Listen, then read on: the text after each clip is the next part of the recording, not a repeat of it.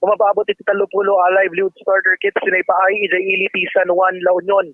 Nangay iti distribution iti livelihood starter kits iti Tabok Auditorium iti natakamat nga ili. Direct pasat pa lang iti livelihood seeding program LSP Negosyo Serbisyo sa Barangay NSB iti pa lang Department of Trade and Industry. Tinatakamat aganwat ka tinatendaran ni DTI ASEC Dominic Tolentino Jr.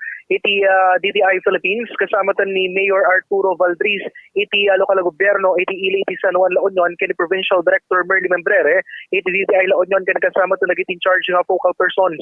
Imunan anang ipaay iti DTI kari tinadumad mga ili iti probinsya kasi jay ili iti Balawan, Santol, San Gabriel ken iti ili iti Bawang Nosalino kat para tinadakamat ka ili ket timawat matlang iti livelihood starter kits karaman kari tinaypayan ket dagiti MSMEs an apektaran iti naglaban sa bagyong Maring kari dismarsar mga aldaw ket panamdama nga addapay dagiti benepisaryo na umawat ti livelihood starter kits iti dadumapay nga ili iti umuna a distrito wenno primero distrito iti probinsya iti La Union. Karagagay pa lang iti programa nga ipaayan ti suporta dagiti kwalipikado nga individual ken micro enterprises babanti pa nga ipaay dagito iti livelihood starter kits may sarito iti regular a programa iti nadakamat nga hensya nagtultuloy da papapigsaan tapno na nanay dumuras iti negosyo dagitoy balang city data katarigagay pay daytoy a programa a pagbalinan ng independent ekonomiya ti may sa barangay babanti pa nga kapapigsa dagiti potential dagitoy sa iti daytoy na isayang ti profiling kariti apektado nga MSMEs kariti nadakamat a lugar tapno maipaay